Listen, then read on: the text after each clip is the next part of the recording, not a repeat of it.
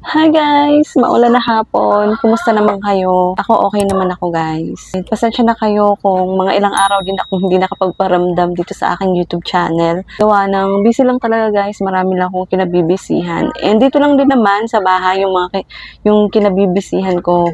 Focus lang naman talaga yung aking araw-araw na pamumuhay dito sa aming munting tahanan. So, ayun, talagang everyday lang ako may ginagawa sa bahay. Pero yung ano ko guys, active naman ako guys sa pagtitinda ko sa aking business. Nahahati lang talaga yung aking time. Kaya minsan hindi ko napofokusan yung paggawa ng content vlog tungkol dito sa aking mga paninda. Pero ngayon guys, ito maglalaan talaga ako ng time for vlogging, especially dito sa aking mga paninda nga. Katunayan, magbibigay ako ng update dito sa aking mga paninda. Kasi ilang araw na din na hindi ako nakapagbigay sa inyo ng update, guys. And hindi pa din naman ako nakakabalik ng Divisoria, kaya wala ako halos pa ma-i-upload na aking mga videos.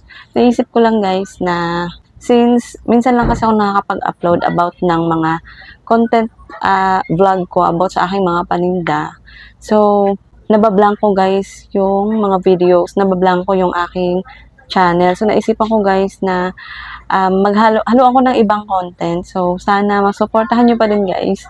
And kung hindi naman kayo interested, pwede naman kayo guys mag-skip. Tapos, panoorin nyo lang yung mga vlog ko about sa binibigay kong information about sa pagtitinda and about motivation pa din naman to guys. Lalo na ngayon kasi malapit na mag 2K yung aking subscribers and thank you so much na pala guys sa mga bagong subscribers. Alam ko nag-subscribe kayo dahil dito sa content ko about sa aking mga paninda. Pero hindi kasi ako makapag-focus na yun at yun lang lagi ang aking i-upload. Kasi may mga times na wala talaga akong maisip na content, guys. And since yung araw-araw na ginagawa ko is busy ako lagi sa bahay, i-share ko na lang din sa inyo. Sana supportahan nyo pa din. Pero hindi ko naman guys nakalimutan yung aking mga pag-update and pagbibigay ng information about dito sa aking business. Palagi kong isasama ito sa araw-araw kong ibablog. Gusto ko kasi talaga guys, mag-daily vlog. Hindi ko lang magawa dahil nga sa ganitong klaseng content, hindi naman ako everyday na bumibili or hindi naman ako everyday nakakapunta ng Divisoria. Minsan sa isang buwan, twice lang. So, kakunti lang talaga ang ma-share ko sa inyo. Pero ngayon gusto ko kasi talaga guys na i-pursue and maging motivated ako sa pagbablog ko. So, haloon ko siya ng everyday life ko. So, sana supportahan nyo pa din guys. And gusto ko din mag-motivate kasi and mag-inspire. So, siguro sa next video ko na yun sisimulan. Sa ngayon, kailangan ko muna kayong i-update dito sa aking business, dito sa aking mga paninda. Actually, meron akong bagong dumating ngayon guys na parcel, which is mga candy. Kasi yung first batch na in-order ko guys is ang bilis-bilis niya guys mabenta. Which is nandun din siya sa short video na in-upload ko guys. Mga fruity candies, iba-ibang klaseng fruits na naka-print doon sa candies. Yun nga, sobrang mabenta siya guys sa mga bata. So ngayon, umorder ulit ako guys na isang batch, buy one take one ulit. So ito nga siya guys. Ayan.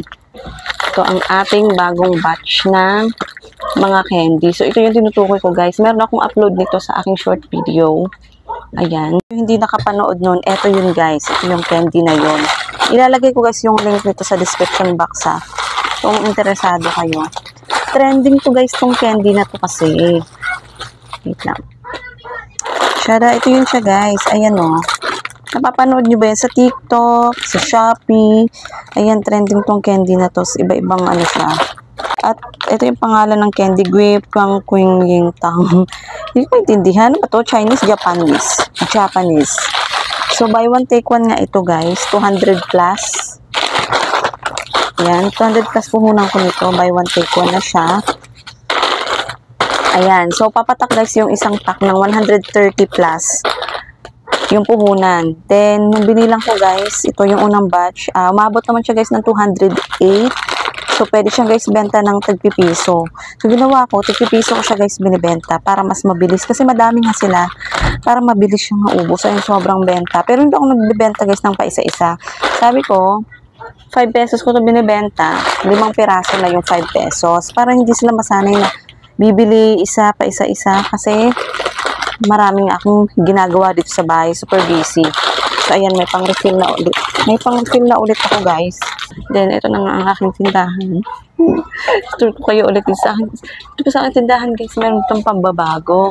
Ito yung aking selyado na siya guys. Kasi diba before, open lang to, kaya nananakaw, nakukupitan ako ng mga bata. So ngayon selyado na siya. Ayan, nag-DIY lang kami dito ng ganyan.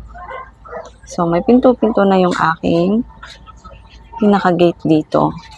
Ayan siya. So hindi na siya basta-basta makukupitan ng mga bata. Tapos alam niyo ba guys, itong mga lachaw ko, nag-aalala ako dyan guys sa iba kasi malapit na yung expiration date yun kasi yung Payas, yung store nila, doon ko yung binili sa kanila ito, buti itong iba kasi matagal pa expiry date ito. Meron ako dito na may expire na kaya kailangan ko silang i-prioritize na mapabenta na. Ito guys, di ba dito dati yan naka-display? Kung naalala nyo, ayan may bago na ako ditong ganap dito guys. So itong tray na to, di ba dito to sa baba? Ayan, inilipat ko. Sinabit dito kasi hindi pantay yung sahig namin dito sa baba. Kaya sinabit na lang siyang ganyan. Ayan. Tapos, itong ibang nilagay na lang dito. At umiksi na itong pinaka-grid ko guys. Kasi pumutol kami dyan para may pang-pinto dito. Ayan. Diskarte na lang talaga guys para maiwasan na yun, makupitan tayo ng mga bata. Ayan, dinugtong dyan. Tapos, inano ko lang yan dyan. Pinrimer para maging pantay siya sa kulay kasi white to dito to sa grade na to. Ayan, yung mga tali nakalagay na lang dyan. Tapos ayun na nga guys, itong aking mga lachaw. Simula nung display ko sila dito, nilipat ko siya dyan. Ay naku guys, naging mabenta siya. So iba talaga ang nagagawa kapag yung visibility ng products niyo guys, yung sobrang naka-display siya sa visible na spot, yun talaga ang unang mapapansin. Kasi akala ko, ayaw na ng mga bata ng lachaw. Yun pala, kulang lang siya guys sa pagiging visible ng pagka-display. So ayun, dahil kailangan ko mapaubos yan, pinoriority ko na lang muna siya dyan. Ito guys, medyo magulo pa to dito dahil nga nag-ayos kami ng tindahan, nag-primer kami dito para yung mga kalakalawang kasi, ayan, kaya medyo hindi pa naayos yung part na to. Pero, kita pa din naman, ito lang nagkarugtong. At kung makikita nyo, wala na ulit yung Christmas light dahil nga nag-ayos ulit kami dyan. At ibabalik ko siya mamaya, siguro pag may time. Tapos, ayun lang naman ang ganap ngayon dito guys. Walang masyadong ganap sa tindahan ko kasi hindi pa naman ako nakakapamili ng para sa December. So, sa susunod mamimili ako ng maramihan. Ito, dahil mag-Halloween na, ayan guys, ito yung nabibenta sa akin ngayon. Ayan. Ito hindi pa kasi medyo hindi pa naman talaga masyadong malapit. Ito guys, itong aking marshmallow. Ayan, mabenta yan siya guys. Sobrang mabenta niyan. Then, ito na nga. Marami na pala akong i-refill na candies. Ayan. Hindi pa ako nakapag-refill. Ito, di ba, yung bago ko. Ayan, hindi pa napapansin ng mga bata kasi hindi pa nakikita. Ito, guys, ayan. Nakailang refill na ako dito. Ayan, naubos na agad yung isang pack. 2 araw lang ata, ubos na yung isang pack. Kaya nag-refill na ulit ako. Tapos, ayan nga, umorder na agad ako kasi once maubos to, wala na. Tapos, siguro na ako. Ayan, alam nyo ba guys, bumibili sila ng 25 pesos, 20 pesos, ganun kadami ang mga binibili ng mga bata. Pag ganun, ito, yan. Okay din naman to. Ito talaga hindi pa. Ang balak ko nito ay magpapa-free taste ako nito guys. Ayan, papa-free taste ako, bukas ako ng isa, kasi hindi nila natikman eh. Once na matikman nila, masasarapan nyo sila. Ayan, sigurado bibili din sila niyan.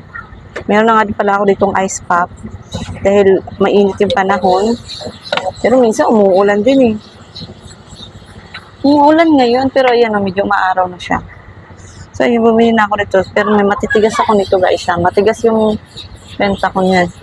Itong bagong nilagay dito. Ayan yung displayhan ko muna ng mga stocks. Hindi ko pa yan na-display kasi wala pa akong mga bagong angkat guys eh.